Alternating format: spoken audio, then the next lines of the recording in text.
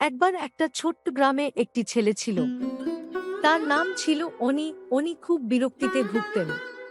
তার মন সবসময় কোনো প্রতিশোধে সর্বদা প্রস্তুত থাকত।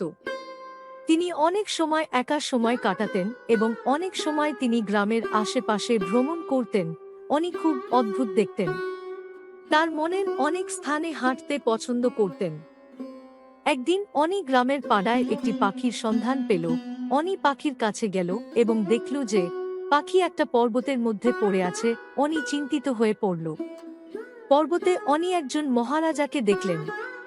মহারাজা একটা গাছের নিচে বসে আছে। অনি মহারাজাকে প্রশ্ন করলেন।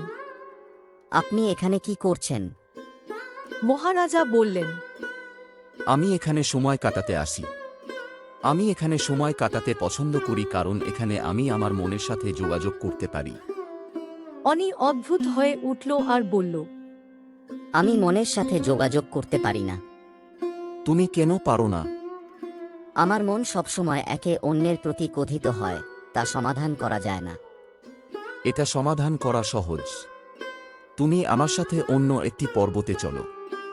অনি মহারাজার সাথে অন্য একটি পর্বতে গেল এবং একটি মহিলা তাদের কাছে এলো।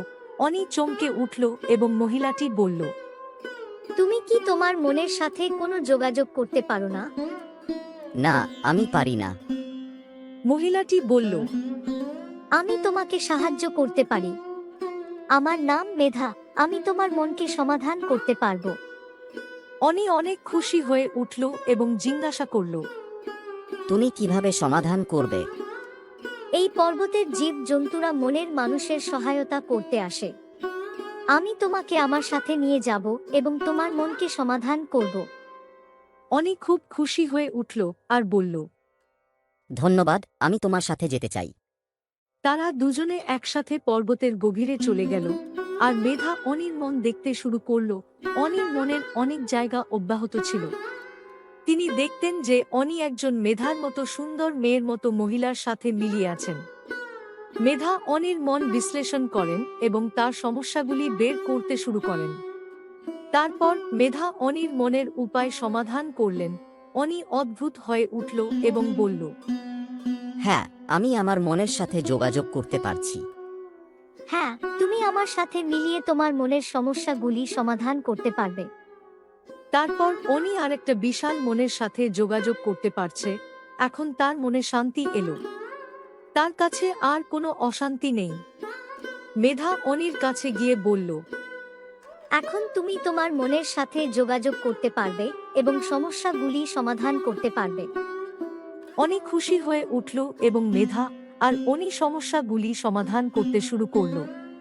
তারা পরবর্তীতে সমস্যাগুলিকে সমাধান করতে পারেন এবং পরবর্তীতে তারা ভালো বন্ধু হয়ে উঠল। অনি এবং মেধা একসাথে মনের পাড়ে সহায়তা করে এবং অন্য প্রাণীদের সাথে তারা তাদের সমস্যা ও সমাধানে সাহায্য করে বন্ধুত্ব স্থাপন করে এগিয়ে যাচ্ছে এবং উপকারিতা অনেক লোকের জীবনের প্রভাব বৃদ্ধি করছে। এবং সম্পর্কটি একটি সুন্দর উদাহরণ যা আমাদের মনে জাগাচ্ছে যে যদি আমরা সমস্যার সমাধানে একে অপরের সাথে সম্পর্ক প্রয়োজন হয় তাহলে আমরা সমস্যার সমাধান করতে পারি এবং প্রিয়জনের সাথে সম্পর্ক উন্নত করতে পারি। ধন্যবাদ।